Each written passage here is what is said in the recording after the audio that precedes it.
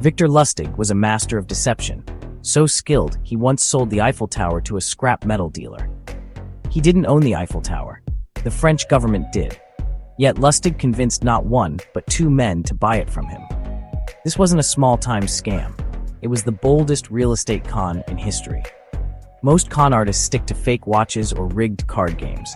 Lustig aimed for icons. He understood human nature, how greed and ambition can cloud judgment. His tools weren't weapons, but words, forged documents, and psychological insight. He created realities so convincing, his victims never questioned them. They handed over fortunes for property that was never for sale. Lustig's genius was in making the unbelievable seem inevitable. He could become anyone, a government official, a wealthy businessman, a fallen nobleman. His victims weren't fools, they were often smart, successful people.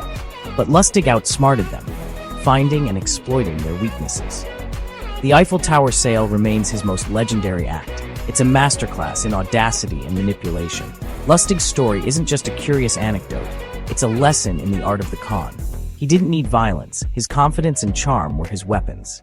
The people he fooled walked willingly into his trap. Victor Lustig's legacy?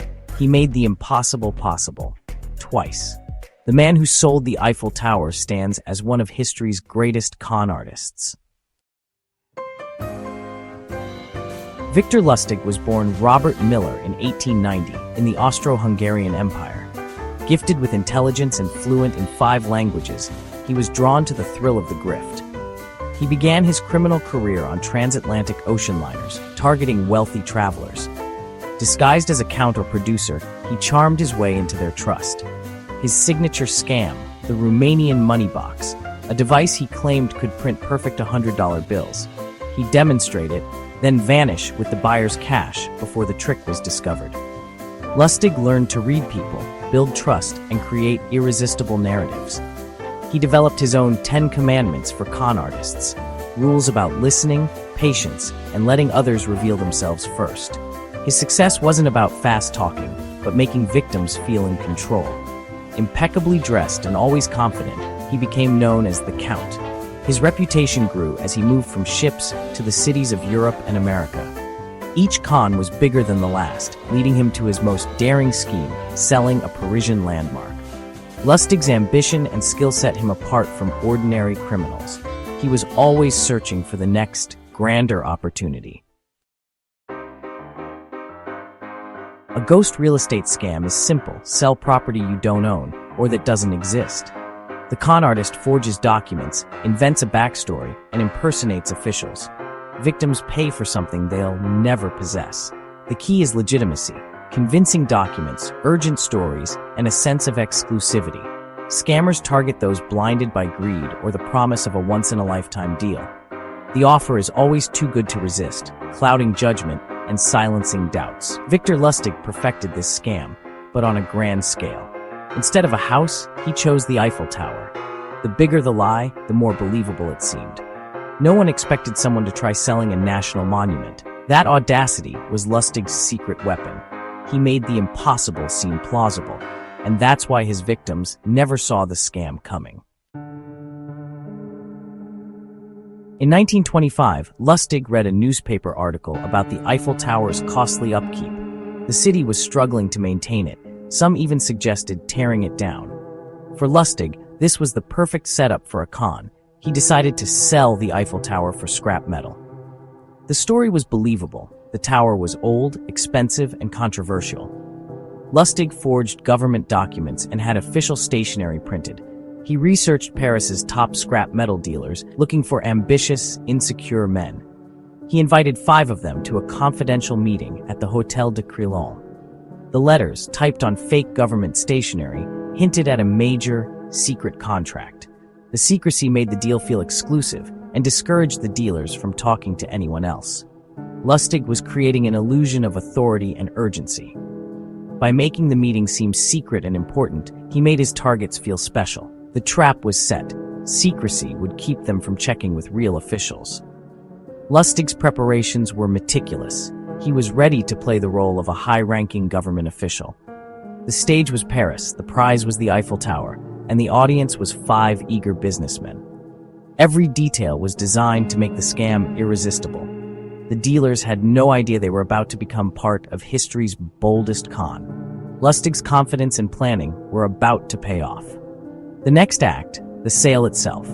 Paris was about to witness a scam for the ages, and Lustig was ready for his greatest performance. The 5 dealers arrived at the Hôtel de Crillon, greeted by Lustig posing as a top government official. He spoke of the Eiffel Tower's maintenance costs and the government's secret decision to demolish it. The dealers were told they'd been specially chosen to bid on the tower's 7,000 tons of metal. Lustig passed around forged documents, creating an atmosphere of urgency and importance. He even took them on a limousine tour of the Eiffel Tower, pointing out repairs and speaking with authority. Lustig watched for the most eager mark, André Poisson, a newcomer desperate to prove himself. Poisson's ambition and insecurity made him the perfect target. The other dealers were just part of the show. Lustig focused all his attention on reeling Poisson in. The stage was set. The mark was chosen. Lustig was ready to close the deal. The audacity of the con was matched only by its execution. The Eiffel Tower was about to be sold. Lustig arranged a private meeting with Poisson, who was hesitant. His wife was suspicious. Lustig shifted tactics, confessing that he needed a bribe to supplement his government salary. This made the deal seem even more real to Poisson, who was familiar with bureaucratic corruption.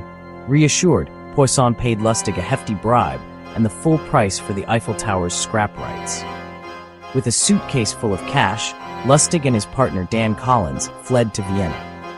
Lustig anxiously watched the news, expecting headlines and a police hunt, but nothing happened. Poisson, too embarrassed to admit he'd been conned, stayed silent. His reputation was worth more than revenge. Lustig realized his silence was an open door. The scam had worked perfectly, and no one was coming after him. With the coast clear, Lustig saw an opportunity. If he could sell the Eiffel Tower once, why not try again? The first sale was a triumph of psychology and nerve. Lustig's escape was as smooth as the con itself. The world remained oblivious to the audacious crime. Paris had been fooled, and Lustig was already planning his next move. The legend of the man who sold the Eiffel Tower was just beginning. For Lustig, the game was far from over. He was ready for an encore. Emboldened by his first success, Lustig returned to Paris just a month later. He repeated the scam, new forged documents, new letters, new group of scrap dealers. The script was identical. Exclusive meeting, secret government deal, urgent opportunity. Lustig played his role flawlessly, but this time his chosen mark was more cautious. Before paying, the dealer checked with the Ministry of Posts and Telegraphs. Officials were baffled. There was no plan to sell or demolish the Eiffel Tower. Realizing he was being scammed, the dealer alerted the police. Lustig sensed danger and fled Paris just in time. The second attempt failed, but Lustig escaped capture. His audacity had nearly caught up with him. The authorities were now on high alert. The Eiffel Tower scam was over, but Lustig's criminal career was not. He was already plotting his next move. After Paris, Lustig moved his operations to the United States, running scams and counterfeiting money. His fake bills were so convincing, the Secret Service launched a special squad to catch him. Agent Peter Rubano led a relentless pursuit. Lustig was finally arrested in New York in 1935. But he wasn't done yet. He escaped from prison using a rope made of bedsheets. For 27 days he was on the run before being recaptured in Pittsburgh. This time, there was no escape. Lustig was convicted for counterfeiting and sentenced to 15 years in Alcatraz, plus 5 more for his escape. The man who once sold the Eiffel Tower died penniless in prison in 1947. His life of daring cons ended quietly in a hospital cell.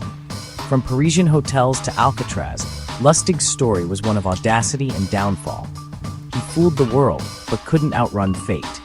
The legend of Victor Lustig was sealed, not in riches, but in infamy. His final con was escaping the world's memory, but his story endures. Victor Lustig's story is a lesson in human psychology and the power of persuasion. He preyed on ambition, greed, and dreams, selling not just fake products but fantasies. His 10 commandments for con men are still studied by law enforcement today. The Eiffel Tower scam remains the gold standard of audacious cons. Lustig's life proves that charm and nerve can create convincing illusions. His story is a timeless warning. If a deal seems too good to be true, it probably is. Even today, the principles of the con remain unchanged. By understanding how masters like Lustig operated, we can better protect ourselves. His legend endures as both a cautionary tale and a fascinating chapter in criminal history. Thanks for watching. Subscribe for more incredible stories from the world of crime and confidence.